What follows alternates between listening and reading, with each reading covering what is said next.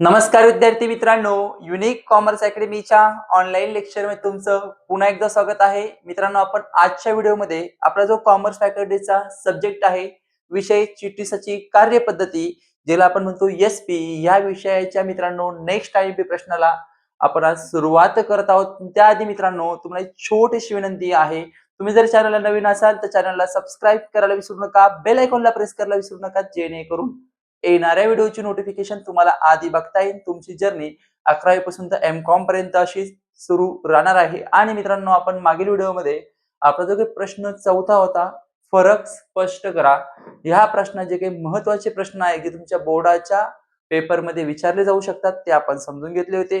तो व्हिडिओ तुम्ही बघितला नसेल तर त्या व्हिडिओची लिंक तुम्हाला ह्या व्हिडिओच्या डिस्क्रिप्शन बॉक्समध्ये दिली जाणार आहे. तसेच तुम्ही ह्या व्हिडिओच्या वरती आय बटन क्लिक करून तो व्हिडिओ बघू शकतात. आणि मित्रांनो, आपण आजच्या व्हिडिओमध्ये आपला जो काही पुढचा प्रश्न 5वा आहे, थोडक्यात उत्तरे लिहा. ह्या प्रश्नात जे काही महत्त्वाचे प्रश्न आहे की जे तुमच्या 17 फेब्रुवारीच्या परीक्षेमध्ये विचारले जातील ते आपण समजून घेऊया. तुम्हाला पेपरची तारीख मुलांना माहित झालीच आहे. 17/2/2026 म्हणजे 17 फेब्रुवारी 2026 ला आपला पेपर आहे. पेपरची वेळ सकाळी 11 ते 2 म्हणजे 3 तासाचा आपला पेपर आहे. ह्या दोन गोष्टी विसरायच्या नाहीत. आता मित्रांनो, जो आपला प्रश्नपत्रिकेतला प्रश्न 5वा आहे, थोडक्यात उत्तरे लिहा. ह्या प्रश्नाचे काही महत्त्वाचे प्रश्न आहेत ते आपण समजून घेऊया. तर बघा, प्रश्न 5वा आहे, थोडक्यात उत्तरे लिहा. 3 पैकी 2 म्हणजे तुमच्या प्रश्नपत्रिकेमध्ये 3 विचारलेले असतील, तुम्हाला कोणतेही 2 लिहायचे आहे आणि गुण आहे 8. गुण किती आहे? 8.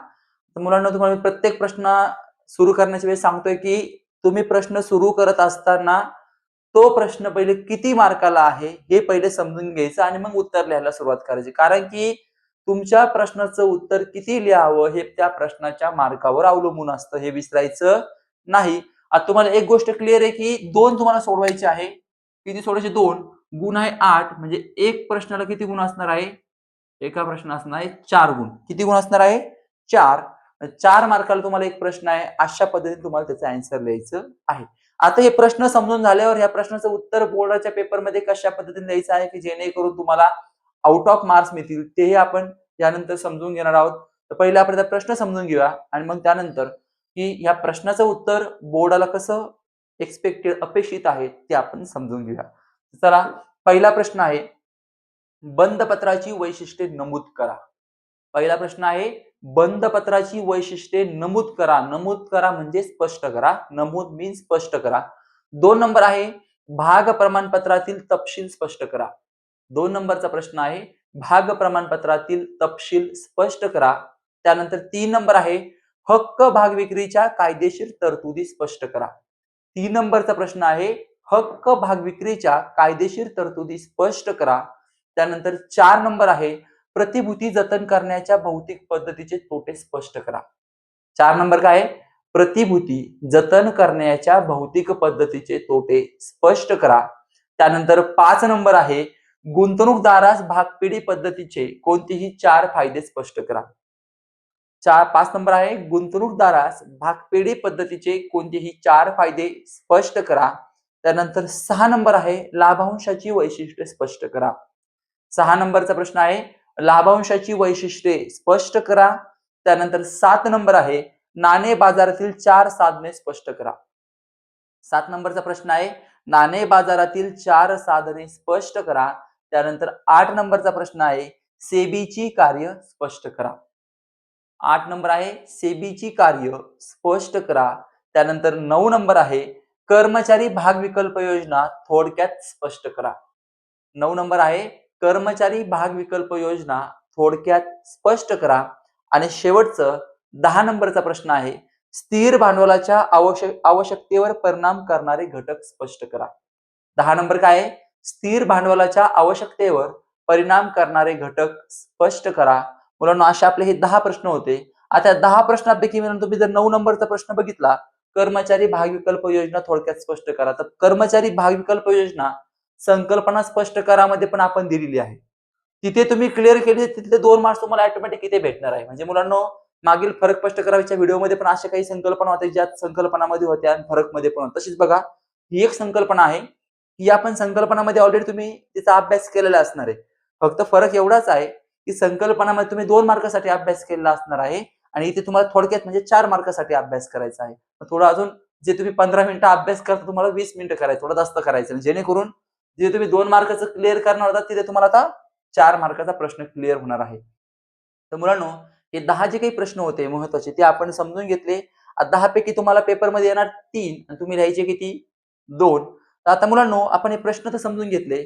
आता सगळ्यात पुढचा जो भाग आहे, या प्रश्नाचं उत्तर बोर्डाच्या पेपरमध्ये कसं लिहायचं ते आता आपण समजून घेऊया. तर मुलांनो, समजून घेऊ आपण की आता आपलं हे आहे उत्तरपत्रिकेचं पान, म्हणजे आपल्या अँसर शीटचं पेज आहे. आता तुम्हाला माहिती आहे अँसर शीटच्या म्हणजे उत्तरपत्रिकेच्या पानावर किंवा कोणत्या पण पेजवर बघा तुम्ही, डाव्या बाजूला एक समास असतो आणि इथे वरती एक समास असतो. त्या वरच्या समासाच्या वरती असे कप्पे की चौकोनी बॉक्स असतात. ह्या चौकोनी बॉक्समध्ये नेमकं काय असतं ते सांगतो. या चौकोनी बॉक्समध्ये तुमचे पेपर चेक करणारे जे मॉनिटर असतील, चीफ मॉनिटर, एक्झामिनर असतील, ते तुम्हाला त्या प्रश्नामध्ये किती मार्क्स पडलेले आहेत, ते मार्क्स तिथे लिहित असतात. की तुम्हाला समजा प्रश्न 5वा आहे, त्या 5व्या प्रश्नात तुम्हाला किती मार्क पडले. ते मार्क भरण्यासाठी त्यांना हे कॉलम करून दिलेले असतात. इथे एक असा मोठा कॉलम असतो. इथे दिलेलं असतं Q number. Q number means question number हा. इथे दिलेलं असतं पुढे प्रक्र मीन्स प्रश्न क्रमांक. आता कितवा प्रश्न आहे मुलांना आपला? 5वा. आता रूल कधी विसरायचा नाही. नवीन प्रश्नाची सुरुवात नवीन पानावरच करायची, म्हणजे नवीन पेजवर. New question start on new page. आता तुम्ही प्रश्न क्रमांक 5 टाकला. आपण उदाहरण घेऊ की तुम्हाला पहिला प्रश्न आला, बंधपत्राची वैशिष्ट्ये. तुम्ही इथे नंबर 1 टाकला. आता तुम्ही फक्त लिहू शकतात. प्रश्न लिहायला अडचण नाही, तसं नाही लिहिलं चालतंय, पण मी तुम्हाला लिहून दाखवतो समाजासाठी. बंधपत्राची वैशिष्ट्ये स्पष्ट करा. आता तिथे नमूद करा, आपण स्पष्ट करा. दोन्हींचं मिनिंग सारखंच होता. घेतला प्रश्न, त्याच्यानंतर तुम्ही इथं अशी उत्तराची खूण करता. बरोबर? आता उत्तराची खूण केल्यावर मुलांनो तुम्हाला त्याच्यामध्ये काय लिहायचंय? उत्तर लिहायचंय. उत्तर कसं लिहायचं आहे तेही मी तुम्हाला समजून सांगतोय. बघा तुम्ही उत्तराची खूण केली, मग उत्तर खूण केलं की देतो रोमन 1. रोमन आला 1. मुलांनो रोमन 1 नंतर पुढे तुम्ही इथे पॉइंट लिहिणार. काय लिहिणार? पॉइंट. पॉइंट नंतर आपल्याला सवय असते डॉट करण्याची. डॉट केल्यानंतर ही जी उरलेली लाईन आहे ही रिकामी सोडायची जागा. काय करायची? रिकामी. ही जागा रिकामी सोडायची. परत दुसऱ्या लाईनचा अर्धा भाग तो पण रिकामा सोडायचा. त्याच्यानंतर तुम्ही इथून लिहायला सुरुवात करायची. 1, 2, 3 साधारण 4 ओळी. इथून संपल पहिला पॉइंट.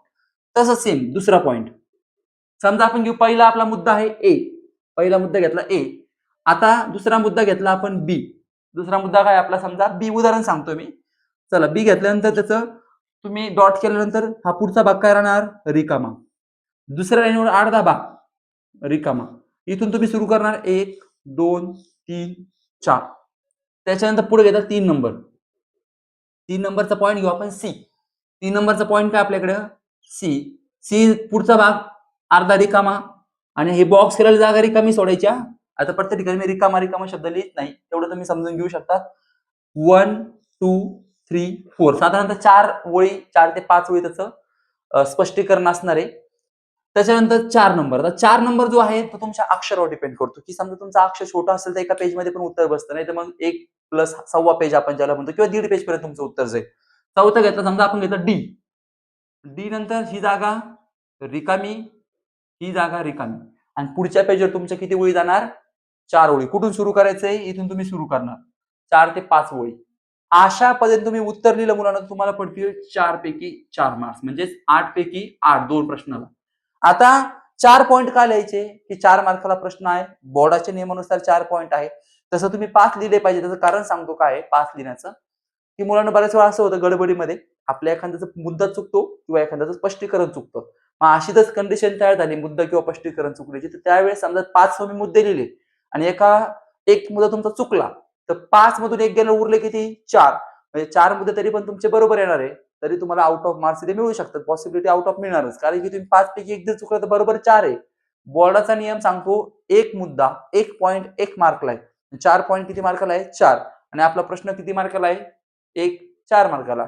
तर अशा पद्धतीने जो आपला प्रश्न 5वा होता थोडक्यात उत्तर लिहा. ह्या प्रश्नाचे काही महत्त्वाचे प्रश्न तसेच त्याचं उत्तर बोर्डाच्या पेपरमध्ये कसं लिहायचंय ते आपण समजून घेतलं. मुलांना तुम्हाला व्हिडिओ समजला तर चॅनल लाईक, शेअर आणि सबस्क्राईब करायला विसरू नका. व्हिडिओबद्दल काही शंका असल्यास कमेंट बॉक्समध्ये कमेंट करायला विसरू नका. थँक्यू.